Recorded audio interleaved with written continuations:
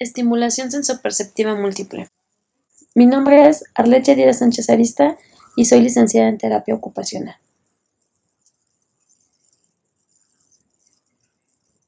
Los objetivos que vamos a abordar en esta sesión virtual es conocer las principales ideas del manejo de la sensación y la percepción, así como las áreas de aplicación de acuerdo al diagnóstico.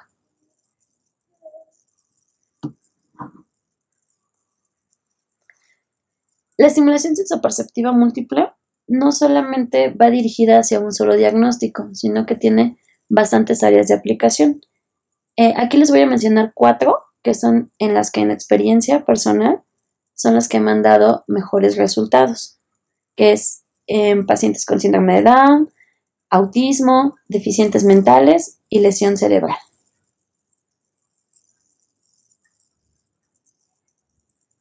Los conceptos básicos que vamos a abordar es estímulo, sentido, sistemas sensoriales, sensación y percepción. Este es un diagrama que nos va a ayudar a entender muy fácilmente la estimulación sensoperceptiva múltiple. Todo se basa en estímulos, receptores y respuestas. En estímulos van a ser todos aquellos que que sean externos, y este va a viajar por una vía aferente, lo cual se va a integrar en los receptores, quienes son los que reciben la información y lo van a subir hacia el cerebro, donde en las diferentes áreas, según corresponda, se va a integrar y va a bajar por una vía eferente, lo cual nos va a otorgar una respuesta.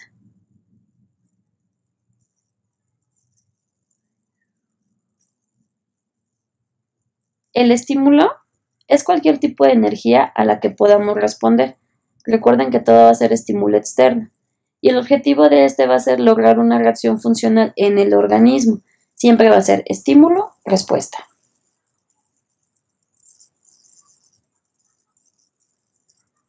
El sentido es la vía fisiológica por la cual vamos a poder responder a un tipo de energía específica, que quiere decir que el sentido va a ser la vía por la cual se va a recibir el estímulo.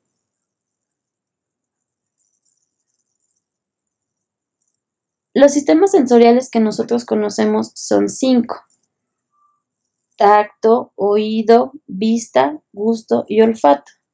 ¿Por qué se decide este orden? Bueno, pues en base al desarrollo del niño es como vamos aprendiendo.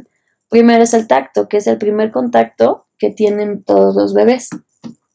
El oído y la vista se van desarrollando una vez después del nacimiento.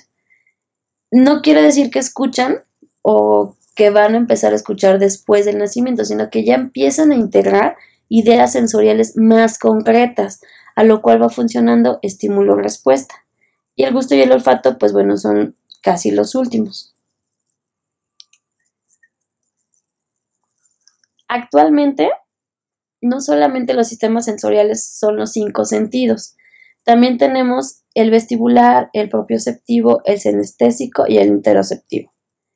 El sentido sinestésico y vestibular, estos dos son los mecanismos fisiológicos de la percepción y van a permitir o percibir lo que está a nuestro alrededor, así como determinados estados internos de nuestro organismo, lo que es la respiración, el corazón, el pulso, toda la parte visceral. El vestibular va a controlar más el equilibrio y el control espacial, que quiere decir que nos va a dar una información de cómo es que estamos. El sinestésico es la capacidad que nos va a permitir ser consciente del movimiento muscular y de la postura. Al proporcionar información sobre los músculos o tendones o las articulaciones mediante los receptores, el sentido sinestésico va a ayudar a controlar y coordinar actividades, como cuando caminamos o como cuando estamos hablando. ¿Qué quiere decir? Que estamos controlando esta parte externa, que va a ser caminar, con la parte interna, que es la respiración. En la parte sinestésica, lo que nos va a estar ayudando va a ser a controlar estos dos. Y el interoceptivo va a ser toda la parte interna. El propioceptivo es el sistema mediante el cual el cerebro va a recibir nuestra información de la posición y el movimiento de las partes del cuerpo entre sí. Por ejemplo, cuando vamos caminando, ¿dónde van las manos? ¿Dónde van los pies? ¿Qué pie va adelante? ¿Qué pie va atrás? Y es lo que hace que nos va a ayudar a regular los movimientos.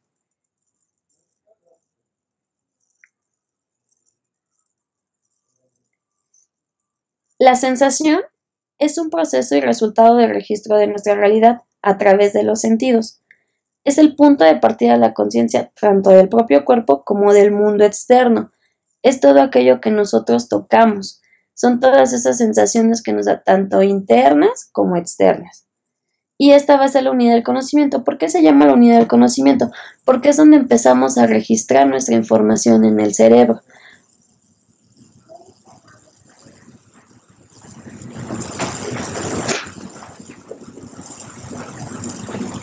Bueno, vamos a hacer un pequeño recordatorio de los tipos de receptores y el estímulo efectivo para desarrollarlos. Es importante que tengamos muy claro esta parte.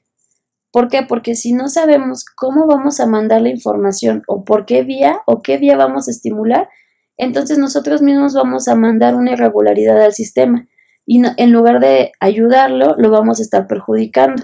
Recuerden que todos nuestros niños, cuando son muy sensoriales, tenemos que identificar si son buscador de sensaciones o si son hipoactivos. ¿Qué quiere decir? Que hay quienes se regulan con sus propios sistemas sensoriales. Por ejemplo, los niños autistas tenemos que detectar precisamente cuál es el estímulo que le está haciendo una hiperactividad y cuál es el estímulo que le está haciendo una hipoactividad para que él mismo se regule. Esta parte de nuestros niños autistas, como son los aleteos o todas esas cuestiones que muchos creen que son conductuales, pues no es así, es el sistema por el cual ellos se regulan. El aleteo de manos, el brinco, e incluso muchos de nuestros niños, sobre todo en autismo y deficientes mentales, tienden a gritar mucho. ¿Por qué gritan? Porque son muy auditivos, entonces esa parte les relaja y les regula. Vamos a hacer el recordatorio de los receptores. En mecanorreceptores tenemos el tacto, la presión, la gravedad, ondas de movimiento, la posición del cuerpo, detección de la contracción muscular, alargamiento de tendón, detección de movimiento, de ligamentos, ondas de presión, sonido y aceleración angular. Por ejemplo, todo lo que va a ser equilibrio, todo lo que van a ser brincos, cambios de movimiento muy bruscos. Aquí adelante vienen los ejemplos que son receptores táctiles, propioceptores, el uso muscular, órgano tendinoso de Golgi, receptores articulares, canales semicirculares, laberinto del oído. Los quimiorreceptores son los compuestos químicos específicos. En esta parte viene todo lo que es gusto y olfato, papilas gustativas, epitelio olfatorio. Muchos de nuestros niños tienden a esa parte de que no toleran la comida y a veces lo confundimos con un problema de cavidad oral, pero en realidad lo que tenemos es una alteración sensorial muy importante.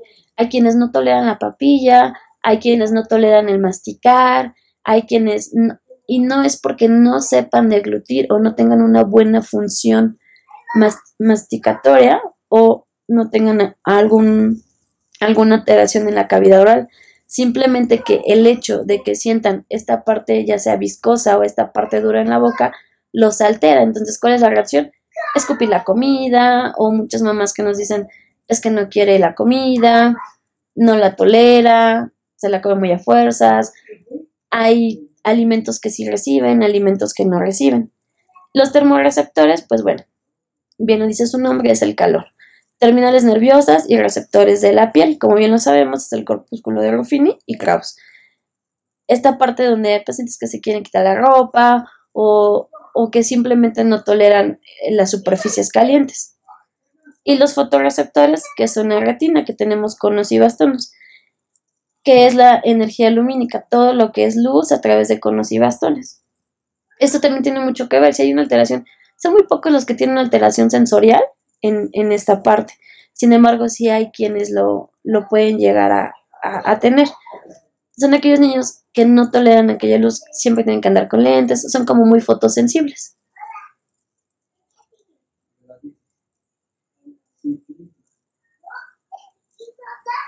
Y la percepción Es una estructura muy compleja. Aquí es donde se van a integrar todos los resultados de todos los registros de las sensaciones, los aportes de la zona de la memoria y los contenidos afectivo-emocionales. Es aquí donde empezamos a registrar, a guardar. Y más que guardar, es aquí donde nosotros desciframos.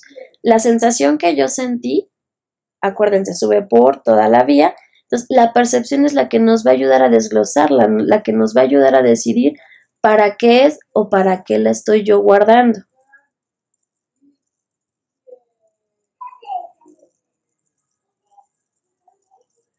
¿Cómo se organiza en el cerebro toda esta información sensorial? Pues bien, tenemos 4 leyes muy importantes. Tenemos la ley de la continuidad, la ley de la proximidad, ley de semejanza y ley de cierre. La ley de la continuidad, ¿a qué se refiere? Es la mente continua en la dirección sugerida por el estímulo. Aquí es donde empezamos lo que va a ser la sensación. Aquí es donde empieza a entrar la vía. Tenemos la ley de la proximidad. Agrupan elementos que se encuentran cerca uno del otro. Esto no quiere decir que sean iguales, simplemente es que empiezan a organizar los más parecidos. Por ejemplo, todo lo que es de quimiorreceptores, todo lo que es de termorreceptores. La ley de semejanza agrupa elementos parecidos. Aquí sí, dentro de todos los estímulos que tenemos, por ejemplo, de los termorreceptores, entonces empieza a detectar cuáles son las vías y a dónde se va a ir a integrar esa información. Y la ley de cierre, que es donde completan configuraciones incompletas. ¿A qué se refiere? Pues bueno, esta ley de cierre es muy importante porque es donde aparece la mayoría de los problemas sensoriales. Quizás sí reciba el estímulo, sí reciba la sensación, la agrupa perfectamente, pero no le da la interpretación. A eso se refiere la ley de cierre. Le da la interpretación. Supongamos, el estímulo va a ser táctil. Entonces empezamos esta parte sensorial, empezamos a tocar, y no solamente con las manos, sino con todo el cuerpo. Acuérdense que esta parte táctil también viene en la propiocepción. Empieza a caminar el niño y empieza a agrupar para qué es. La ley de cierre entra justo en el momento donde sabe que va a caminar para trasladar un objeto, para acercarse de un punto a otro, va a caminar porque le pusimos un ejemplo muy claro, es cuando empezamos a enseñar a los niños y la mamá se pone enfrente, el terapeuta se pone enfrente y le da el objetivo. El objetivo final es quien está enfrente. Él empieza con esta ley de cierre, empieza a interpretar, tengo que caminar para llegar a mi objetivo, para llegar a mi meta final.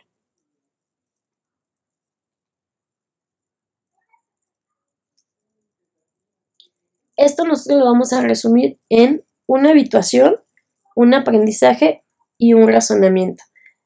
A partir de este momento vamos a empezar a darle un enfoque que va a ir dirigido hacia los pacientes y su familiar para que así lo podamos trabajar de manera más rápida y segura. La habituación se va a referir a todo lo aprendido, todo lo que va a ser constante, estímulos constantes, engramas motores, toda aquella información que solamente va a formar un condicionamiento. El aprendizaje es el número de repeticiones o las veces que nosotros lo vamos a implementar. ¿Para qué? Para que tengamos como meta final, es por eso que tiene una flecha, el razonamiento.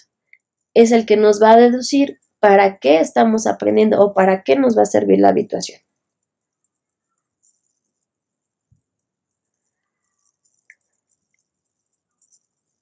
Mi experiencia con la estimulación sensoperceptiva múltiple aplicada en pacientes directamente la llevo a cabo en base a un cuaderno. Justamente este cuaderno va dirigido hacia los pacientes. El cuaderno se elabora entre el terapeuta y el familiar. Sin embargo, es un cuaderno de aplicación hacia nuestro paciente.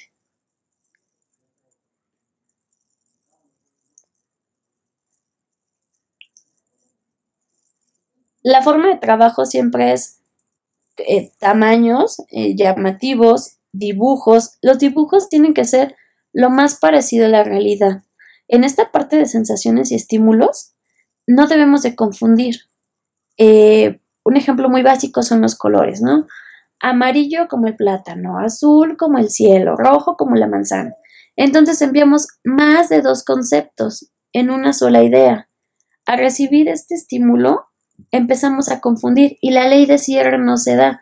Sí está agrupando, sí sabe que son amarillos, la semejanza sabe que son frutas, pero a la hora de aplicación, y si nosotros nos topamos con otra cosa que tenga el mismo color, decimos, ¿de qué color es esto? En lugar de decir amarillo, dicen plátano. ¿De qué color es esta silla? En lugar de decir azul, dicen cielo. Entonces la ley de cierre no se da completamente, por eso es importante que los dibujos sean lo más parecido a la realidad y una sola idea. Texturas. Todo lo que van a ser texturas nos va a servir súper bien en la parte sensorial. Todos los seres humanos aprendemos a través del tacto, aprendemos y nuestra primera forma de contacto con el exterior son las manos. Los colores tienen que ser llamativos, tienen que ser adecuados para la vista de nuestro niño. Y vamos a manejar conceptos básicos, que son los dispositivos básicos del aprendizaje y campos semánticos. En este orden es como se va a ir trabajando.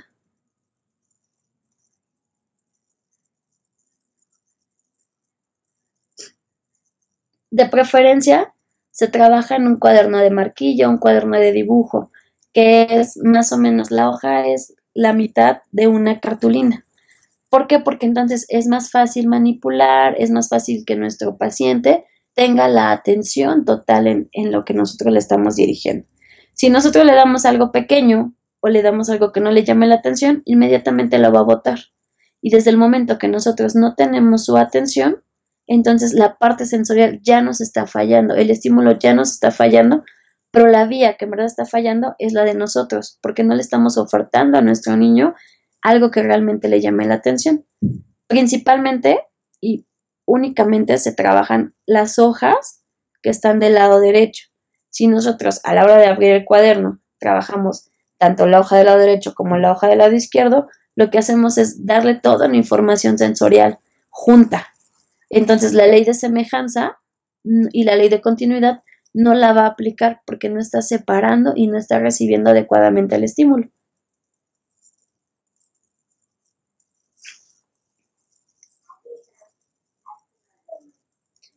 Empezamos primero con el concepto yo. Aquí en el cuaderno lo que se le solicita es que pegue una foto del paciente en específico. Manejamos el concepto yo y el nombre del paciente, el nombre por el cual más lo reconozcan en su casa. Es importante que manejemos siempre el nombre, no apodos, no diminutivos, porque entonces empezamos a alterar la parte sensorial, sobre todo cuando cambiamos al paciente después de un ámbito familiar, lo cambiamos a un ámbito social, que es la convivencia, que es la escuela. ¿Por qué? Porque ya no le llaman por su nombre, entonces él no atiende las órdenes que le da otra persona. Mi familia. Aquí únicamente integramos a la familia directa, papá, mamá y hermanos. No abarcamos familia extensa porque lo que queremos es que aprenda la parte principal, la parte de las personas con las que más está conviviendo. Si nuestro niño vive con la tía únicamente, entonces con la tía. Si nuestro niño vive con la abuelita, con el abuelito o cualquier tutor que esté a cargo de él, únicamente manejamos esa parte. No le vamos a mencionar a la abuelita, a la tía, al esposo de la tía, al hijo, no, porque es una familia muy extensa. Y entonces empezamos a saturar la memoria.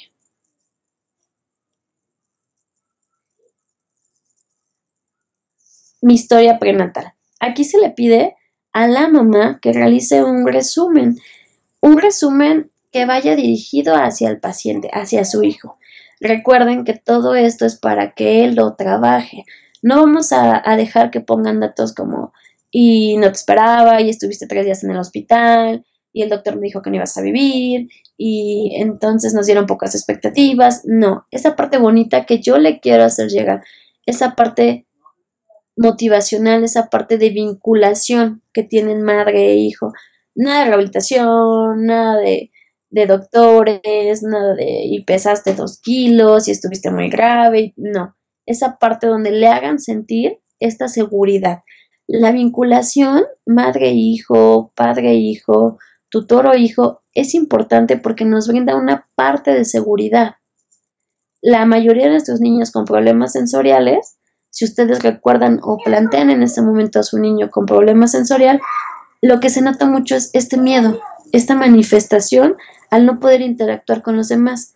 Pero si desde antes le estamos mandando información negativa, pues obviamente nuestro niño no va a poder vincular adecuadamente con los demás. Nosotros le vamos a colocar en el cuaderno los objetivos generales de terapia ocupacional y los objetivos específicos. Esos los van a decidir ustedes.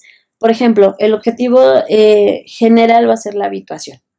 Y el objetivo específico es, bueno, que aprenda colores o que se empiece a vestir solo, que se lave las manos, que tolere el contacto con el agua. Esos ya los van a decidir ustedes de acuerdo a las características y demandas de su paciente. Esto es muy importante.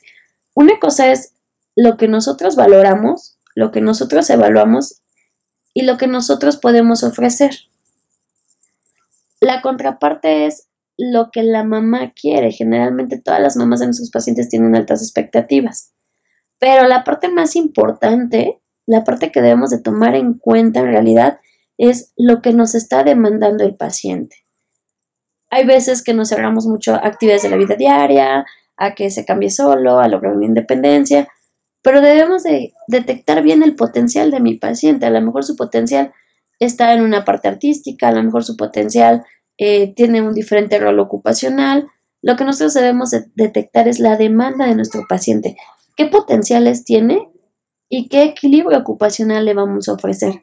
Porque esa es nuestra verdadera meta, un equilibrio ocupacional.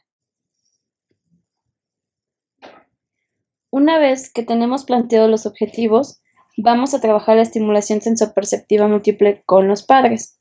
Para ello, vamos a utilizar este cuadro, en el cual les vamos a explicar de una manera más sencilla qué es lo que queremos hacer. Vamos a dividir el concepto en sensación y percepción.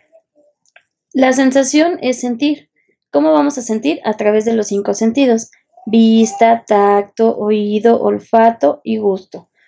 Todos estos son vías, las cuales van a recibir estímulos, viaja la información y nos va a crear una respuesta automática, que son respuestas físicas. Estas respuestas automáticas y físicas son inconscientes y no pensadas. A esta primera parte nosotros lo llamamos un condicionamiento, donde únicamente va a reaccionar ante estímulos repetitivos. Y la percepción es darse cuenta de cómo van a ser las cosas. Para ello ya vamos a integrar al sistema nervioso central, donde tenemos nuestro cerebro. Él va a integrar la información y la va a almacenar. Aquí es donde entramos realmente nosotros con los engramos que formamos, que es la plasticidad cerebral. Todo esto es la rehabilitación. ¿Qué es lo que hacemos? Ya tenemos la información almacenada y entonces la asociamos y tenemos un estímulo y una respuesta integrada, no una respuesta automática. Y esto lo vuelve algo consciente y son pensadas. Y a esto lo llamamos razonamiento.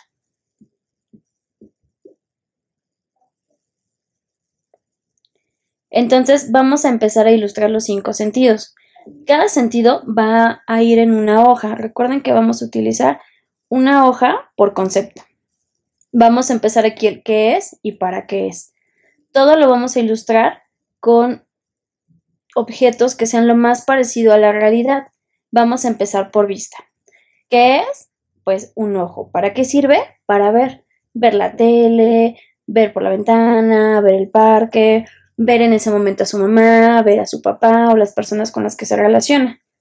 Después tenemos el tacto, que es una mano. ¿Para qué nos sirve? Para tocar. Entonces aquí le vamos a pedir a la mamá o al familiar que nos ponga diferentes texturas, para que ya sean cuadritos de tela, sean guantecitos, independientemente de lo que ellos necesiten, pero que ellos sientan. Puede ser azúcar pegada, puede ser grenetina, cosas rugosas, cosas donde aprendan diferentes estímulos. Debemos de salir como de lo cotidiano, ¿no? Como que de lo suave a lo áspero. Esas son otras situaciones. Simplemente es que toque. Luego tenemos el olfato. Aquí vamos a ponerle diferentes telitas con alguna loción donde le podamos rociar o algo con café, diferentes dulces donde nuestro niño lo pueda alcanzar a oler. Tenemos el gusto. Aquí vamos a utilizar sobrecitos con alimentos que nuestro niño pueda probar. Si no le pueden poner los sobrecitos, pues entonces únicamente que vamos a poner ¿qué es? Pues bueno, todo lo que van a ser las papilas gustativas. No se olviden que no es la boca como tal, sino es la lengua. Cada parte de la lengua la vamos a estimular de forma diferente. Entonces lo podemos ilustrar y la mamá le puede dar aparte las probaditas. Y tenemos el oído. Aquí podemos utilizar lo que va a ser cascabeles, envolturas, aluminio, las tarjetas musicales, cortarle el timbrecito que suena, pero que sea algo que él lo pueda escuchar.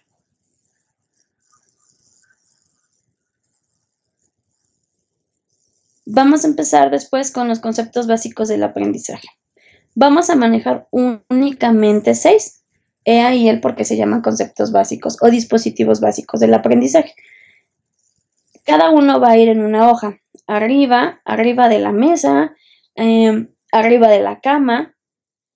Únicamente tiene que ser ese concepto. No vamos a meter más de 2 objetos, no podemos poner la pelota está arriba de la mesa, únicamente es arriba de, abajo de, adentro, afuera, atrás y adelante. Vamos a tratar de ejemplificarlo lo más parecido a la realidad. Pueden hacer algo como más dinámico, donde, por ejemplo, en el de atrás pongan un árbol y lo pongan como en 3D, y atrás meter un muñequito y jalarlo. Y si no, lo pueden ejemplificar con fotos, donde esté el arriba de algo, abajo, adentro de la caja, afuera de la casa, atrás de la puerta, adelante de mamá. Y es así como vamos a conceptualizar todos estos dispositivos. Los colores. Únicamente vamos a manejar los 3 colores primarios, que es azul, rojo y amarillo. Tenemos diferentes técnicas para poder ilustrarlo. Pueden ser desde recortes del mismo color, que pinte la hoja con crayola, que la pinte con diferentes pintura Vinci, pintura dactilar, pintura táctil, pintura textil, dependiendo de lo que se requiera. Pero sí tiene que ser toda la hoja. ¿Cómo lo vamos a estimular? Ok, lo vamos a ir reforzando ya en los colores cuando vayan hacia su terapia o cuando estén en la escuela o en la casa, con su misma ropa. Tu pantalón es azul, pero tu pantalón es azul, no es azul como el pantalón, o lo que siempre hacemos, amarillo como el plátano. Entonces después los niños ya no dimensionan esta parte. Tú les preguntas ¿qué color es? Plátano. ¿Qué color es? Plátano. ¿Qué color es? Cielo. ¿Qué color es? Manzana. Entonces no tenemos que poner amarillo como él, sino el plátano es amarillo. Lo mismo con el rojo y lo mismo con el azul.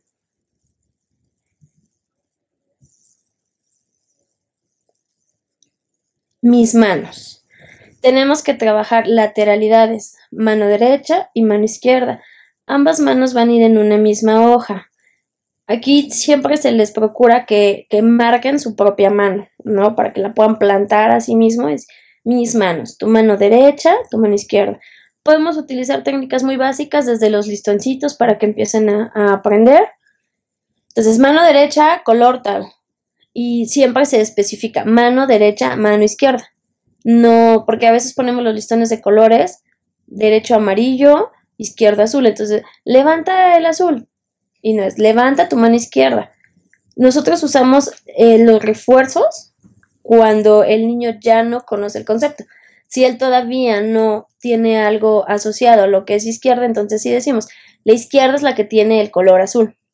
Más no mandamos la información de el azul, ahora el amarillo, azul, amarillo, porque volvemos a lo mismo, se queda solamente con esa información.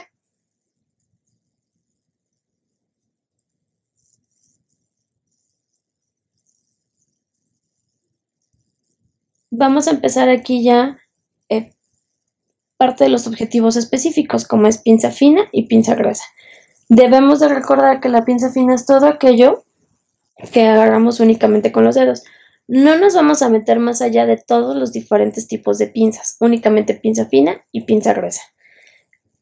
Pinza fina, por ejemplo, escribir, tomar canicas. Ellos cuando empiezan a a experimentar con la comida, el cereal. Entonces lo vamos a empezar a... Aquí también igual pueden ser los dibujos, como el que tenemos aquí en la diapositiva, o lo podemos trabajar también por medio de fotografías, directamente con el niño. Recuerden que desde un principio manejamos el concepto de yo. Entonces, eso también lo va a reforzar. Al verse él, lo va a aprender más rápido, lo asocia más rápido. La pinza gruesa es todo aquello que agarramos con toda la palma de la mano. Cuando empezamos a agarrar los juguetes, la mamila, el vaso, nuestra propia ropa, cuando empiezan a tocarse partes del cuerpo.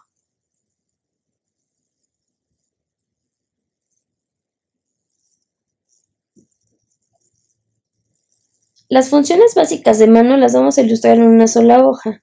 Esas son 3: tomar, mantener y soltar. Son funciones donde tenemos la mayor complicación. De hecho, son de las principales complicaciones que tenemos con nuestros niños, y esto va asociado también un poco con la defensa táctil, ya que es más rápido que integren la pinza fina que la función básica de mano, y ustedes se van a dar cuenta, piensen en todos sus pacientes que tienden mucho a aventar los objetos. Si lo toman, pero lo sueltan inmediatamente, no lo mantienen.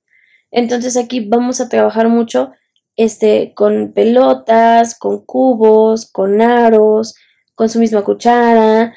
Tratemos de hacerlo con cosas que también a ellos les gusten, los dulces, la fruta, cosas que les llamen a ellos la atención. Lo vamos a ilustrar en una sola foto, por ejemplo, un vaso, su pelota. Aquí tenemos un ejemplo de una pelota. La tomo, la mantengo o la traslado y la suelto. Debemos enseñarles que siempre que soltamos algún objeto es porque va dirigido hacia algún lugar. Y entonces aquí podemos empezar también con algunas actividades para decirle a la mamá que empiece a guardar sus cosas, ¿no? Todos los juguetes que ellos tienen o todo el material didáctico que ellos utilizan, pues entonces si lo va a usar, que lo levanten ellos mismos. Y aquí aprovechamos para que también estimule las funciones básicas de mano.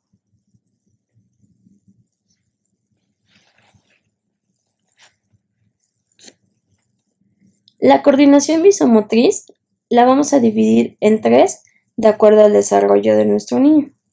Tenemos ojo, mano, objeto, que es tomar, que es la primera parte, las primeras funciones que se dan en nuestro niño.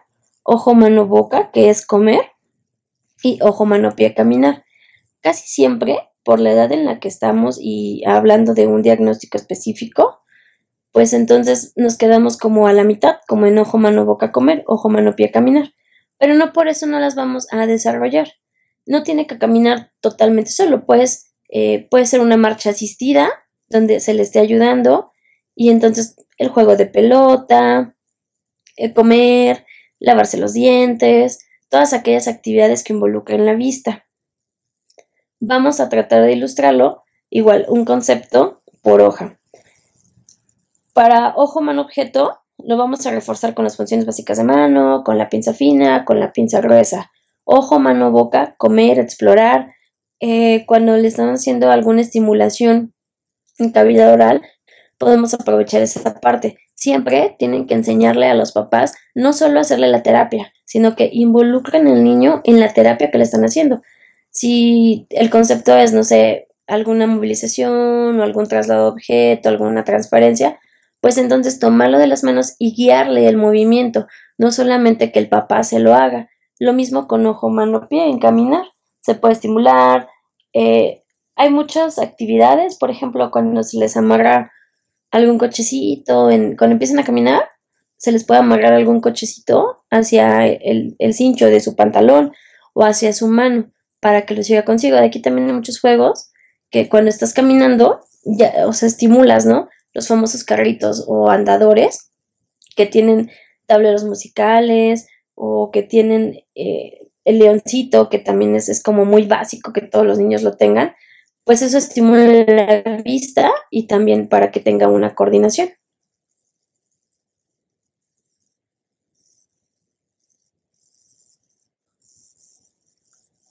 Las partes del cuerpo. Es importante que empecemos con las partes básicas del cuerpo: cabeza, cuello, mano, tronco, brazo, pierna y pie. Únicamente vamos a ilustrar esas partes. y lo vamos a hacer con una fotografía de él. La menor ropa posible, no en el aspecto de que lo necesitamos con pañal o sin pañal o con su ropa interior o sin ropa interior, sino que se vean sus brazos, o sea, que él alcance a distinguir. ¿Cómo lo vamos a estimular? Lo vamos a estimular frente al espejo, ¿sale? Es tu cabeza, cabeza, cabeza, cabeza. Luego tu cabeza, mi cabeza y la cabeza de una persona tercera, porque les cuesta mucho, mucho trabajo distinguir. Una cosa es la noción corporal, que es cuando empiezan a trabajar ellos las partes de su cuerpo. Después, el esquema corporal cuando se ve completo, o sea, completo, es porque ya lo identifica en la persona que tiene enfrente. Y la conciencia corporal es cuando identifica después de la segunda persona hacia las terceras personas. Tu cabeza, mi cabeza, su cabeza. Entonces son tres partes muy importantes: noción corporal, esquema corporal y conciencia corporal.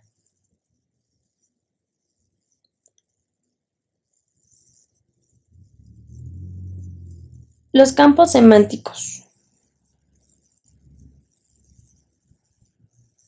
Vamos a empezar con los campos semánticos de las frutas. Debemos estar muy conscientes que únicamente vamos a utilizar frutas que ellos coman a diario. Sí, es importante que las conozcan, pero no en la edad en la que están. Hay cosas que no son necesarias que se les enseñe, ¿no? Si ellos comen, por ejemplo, las muy básicas, que es manzana, plátano, naranja, pues entonces las tienen que conocer exactamente. Pero, por ejemplo, frambuesa, kiwi o frutas que no comen cotidianamente, pues únicamente les metemos más conceptos y los saturamos más rápido. Entonces, en el campo semántico se van a usar ilustraciones de revistas, de los supermercados, también las papás los pueden dibujar y él lo puede ayudar a pintar, pero únicamente de las frutas de las que ellos comen a diario.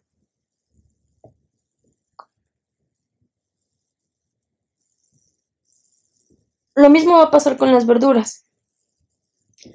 Por ejemplo, aquí de un lado tenemos la zanahoria, la cebolla, la calabaza, y del otro lado tenemos unos pimientos. Entonces, un niño de 3, 4, 5 años no le das un pimiento como tal, ¿no? Y perdemos un poco esta parte del énfasis de las verduras porque, por ejemplo, cuando la mamá empieza a darle de comer, casi todo es papilla. Y es muy rara la mamá que se siente, le haga la papilla, se la dé y le está diciendo: te di una papilla de calabaza con zanahoria. Casi siempre las cosas las hacen en automático. Entonces las hacen pues sin una percepción adecuada. Entonces sí es importante que le digamos que esta parte de la estimulación la puede aprovechar ahí, ¿no? Por ejemplo, en las comidas. Hoy tu comida tiene manzana, calabaza y jitomate. Y enseñarle la verdura como tal. Porque casi siempre cuando aprendemos las verduras o cuando aprendemos, no nos enseñan tal cual: esto es una zanahoria, esto es una calabaza. Nos enseñan la comida ya elaborada, la comida ya hecha, llámese papilla o llámese el guisado que le estén dando. Entonces sí es importante que se los mencionen por separado y únicamente, al igual que las frutas, solo las verduras que ellos consumen. Continuamos con animales. En la parte de animales, igual, vamos a centrar los animales, o sea, como que el grado más alto van a ser los animales de la granja, pero en realidad tenemos también los animales domésticos como perro, gato. Pero, por ejemplo, no podemos poner un elefante, un león, un jaguar, cosas así que no estén tan al alcance en el momento. No quiere decir que nunca los van a conocer y que tampoco nunca los van a ver o que nunca los van a aprender. Simplemente estamos de acuerdo a la edad. Entonces, la ilustración maneja un caballo, vaca, cerdo, gato, perro, el pollo, el gallo, el pato y la oveja, que son animales como muy, vaya, que vienen los alimentos o que puedes encontrar a muy fácil alcance. Sin embargo, si por ejemplo manejar tipos de peces o animales de la selva o cosas así, pues no es lo mismo manejar un pájaro, un colibrí que quizás podamos llegar a ver, a un tucán o cosas así que pues no tenemos al alcance por el momento.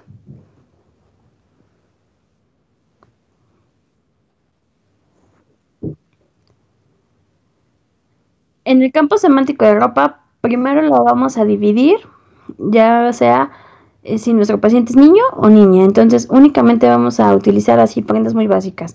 Lo que es pantaleta o truza, en el caso de las niñas, pantaleta, blusa, falda, short o pantalón, el suéter, ¿no? La verdad es que la mayoría de los pacientes tienen como mucha sobreprotección y casi siempre los tienen como muy abrigados o cosas así, ¿no? Entonces, que el chaleco, que la bufanda, que los guantes, que la cobija, no, cosas muy básicas, ¿no? Porque aparte de esto va a ser como un pre en actividades de vestido y desvestido. Entonces, no podemos conceptualizar en bufanda, guantes, porque no son cosas que usan siempre, ¿no? Y lo básico es como en niñas, pantaleta, blusa, falda, short o pantalón, y en niños la camisa, el bolso, o sea, la truza, el pantalón, la playera. Eso sí hay que especificar. Cuando es blusa, cuando es camisa, cuando es camiseta, según el género que estemos manejando. Aquí podemos aprovechar desde ahorita a manejar como, vaya, como ropa texturizada. Lo que va a ser derecho y revés, que es lo que más se complica y que siempre dejamos al último. Casi siempre primero le enseñamos al niño a que se quite y que se ponga la ropa. Entonces, ya que el niño se la quita y se la pone, le volvemos a empezar todo el engrama para que aprenda el derecho y el revés. Entonces, lo podemos utilizar desde un principio. Las etiquetas, no sé, algo rugoso, algo de lentejuelas. Si el niño no es así como con defensa táctil o cuestiones así, pues poner como que una marca de textura donde ellos lo pueden identificar. Y entonces lo trabajamos al mismo tiempo. La ropa igual puede ser recortes y lo vamos a reforzar con la ropa que usa a diario, ¿no? A lo mejor en el principio y en esta parte ustedes todavía, o el papá y el familiar todavía lo están cambiando, pero empezamos a sentir esa parte para que más adelante no volvamos a empezar con estos engramas de derecho, revés, y eso no va así, porque es donde entonces revolvemos al niño y volvemos a empezar y se les dificulta mucho ese aprendizaje.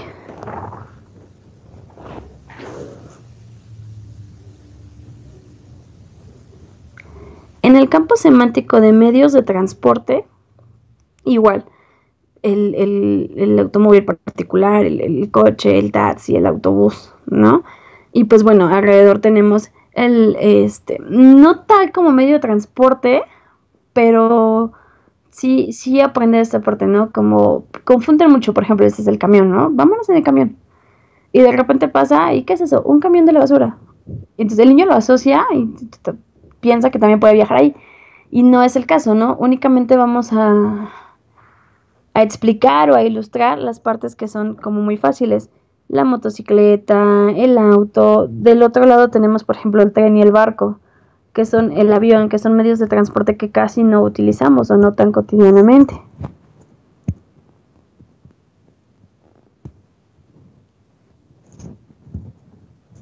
Y los números. En los números únicamente vamos a utilizar, dependiendo, ¿no? El alcance de nuestro paciente. Hay quienes son muy rápidos y aprenden por repetición y podemos manejar del 1 al 5 o del 1 al 10. No se trata de enseñarles a contar, se trata de que conozcan. Recuerden que es percepción, ¿no? No se trata de contar contar objetos, no, sino cuentas en automático. 1, 2, 3, 4, 5. Y lo primero que hacemos es los dedos, ¿no? Y cómo es la primera parte de la enseñanza en un niño de los números, viene desde muy, muy, muy pequeño, ¿no? ¿Cuántos años tienes? ¿Cuántos años tienes? ¿Cuántos años tienes? Ya va a ser tu fiesta. Y aparte todavía jugamos, ¿no? ¿Cuántos tienes? ¿Cuántos vas a cumplir? Entonces no podemos revolver tantos conceptos. Entonces contamos en engramas. Recuerden que el engrama es repetitivo y es como muy organizado, ¿no? 1, 2, 3, 4, 5. Como muy... tiene una secuencia específica, ¿no? Si nos damos alcance del 5, 1, 2, 3, 4, 5, 6, 7, 8, 9. Recuerden que esta es percepción. El rol de ustedes terapeutas no es ser el maestro que le va a enseñar a contar, no es ser el maestro que le va a enseñar las letras, sino únicamente están formando ese engrama de secuencias para que lo puedan aprender. nosotros lo traslapamos a lo que es la edad o cuando cuentas los dedos.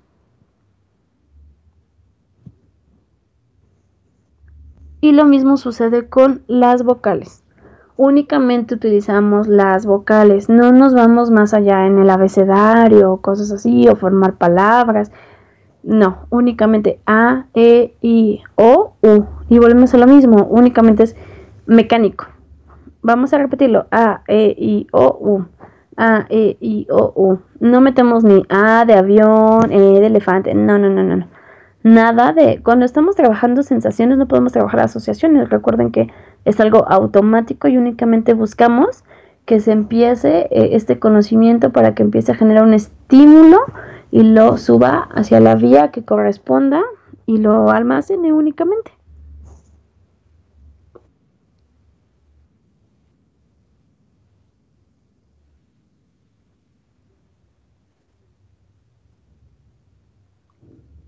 Bueno, pues eso es todo. Espero les haya servido. Recuerden que es muy importante que trabajemos todo este tipo de sensaciones, todo este tipo de percepciones. A veces nos enfocamos tanto en el objetivo que tenemos. Por ejemplo, no sé, todo mundo piensa ocupacional y actividades de la vida diaria. Sí, efectivamente eso es terapia ocupacional, pero solamente es una parte de terapia ocupacional. No podemos tener a un niño de 2, 3 años enseñándole técnica de alimentación, ¿no? Quizás un niño, hablemos de un niño regular a los 2, 3 años, todavía requiere orientación, todavía en su escala de evaluación, de evolución normal, todavía no tiene esos alcances. Entonces, primero tenemos que enseñarlos y prepararlos a los estímulos que se van a enfrentar para después darles un concepto organizado. No podemos enseñar que se quiten y se pongan la ropa si no saben lo que es ropa. Algo que nos falla mucho en ocasiones como terapeuta ocupacional es el control de esfínter. Y no se trata que lo demos mal, sino que no lo organizamos de manera adecuada. No podemos decirle al niño, ve al baño, tienes que hacer aquí en la taza, te bajas el pantalón, te subes a la taza, haces pipí, te limpias, te bajas, o sea, toda la organización no la podemos hacer. ¿Por qué? Porque uno, todo lo que son esfínteres lleva una secuencia de adiestramiento. Y dos, el niño no sabe qué es arriba, no sabe qué es abajo, no sabe qué es un pantalón, no sabe qué es una taza de baño y sobre todo no sabe qué es pipí, ¿no? O sea, ni siquiera conoce su cuerpo, entonces no puede decir, bueno, el pantalón, ¿dónde va el pantalón? O sea, sabe que son sus pies, pero nunca enseñamos, ¿no? Esa parte, entonces es importante y para esto es la estimulación perceptiva múltiple. Recuerden que, aquí les dejo una frase, que un conocimiento bien aprendido se convierte en un método bien aplicado y cada paciente es diferente, ¿no? Yo les decía que todo lo que vamos a organizar va a ser en base a diagnóstico, ¿no? Esto que yo les estoy compartiendo es solo una base. Ustedes lo tienen que investigar, lo tienen que llevar a cabo, pero no tal cual se los estoy otorgando, sino que esto es como una invitación para que ustedes se den cuenta las diferentes técnicas que tenemos y que podemos utilizar. Ustedes la pueden mejorar. Ustedes pueden ponerle más, pueden quizás cambian la técnica o les funciona de otra manera o les funciona con algún otro tipo de pacientes. Gracias.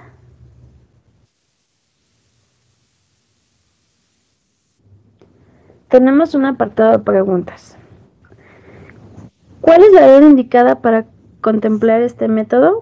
Bueno, la edad indicada es entre los 3 y 5 años, donde el niño ya tiene un desarrollo normal alcanzado. Es donde empezamos a trabajar esta parte del cerebro. Sin embargo, no olviden la plasticidad cerebral. Hay bibliografías que nos manejan que es hasta los 4, a los 5, a los 6 años. El alcance total de la plasticidad cerebral hasta los 6 años, pero no obstante, o sea, no quiere decir que a los 6 años dejan de aprender. La plasticidad cerebral en sí es que antes de los 6 años aprenden de una manera más rápida. Entonces, la edad indicada es entre de 3 a 5 años. Sin embargo, la primera parte de los 5 sentidos lo podemos aplicar desde 1 año de edad. Si el paciente tiene el potencial adecuado, claro que lo podemos aplicar. ¿En cuánto tiempo se hace el cuaderno y en qué momento se deja de usar? El cuaderno no tiene un tiempo tal cual, o sea, no es de en una sesión, en 10 sesiones, en un mes, 2 meses, no, ni horas, ni en 10 horas lo haces, no. Recuerden que el cuaderno es para que el papá lo trabaje, ¿sale? No se vale que ustedes hagan esta técnica y que apliquen una hoja ustedes en su cita, ¿no? Llámese particular, llámese institucional, que ustedes lo trabajen. Este es un cuaderno para que el papá lo elabore en casa. ¿Qué es lo que hacemos? Se le deja la tarea al papá. Tenemos dos opciones. Le dejamos tarea por día o por sesión, según lo veamos. Y ellos lo hacen en casa y nosotros reforzamos con diferentes actividades a las que manejamos, o más bien técnicas a las que manejamos en el cuaderno, las manejamos durante la sesión que le estamos otorgando. Diferente material, nosotros tenemos toda una gama de materiales, somos muy ingeniosos en las actividades, entonces lo podemos trabajar así. O la otra opción es que se le dé desde un principio al papá todo lo que tiene que hacer y él lo va aplicando en casa. Esto es manejo en casa.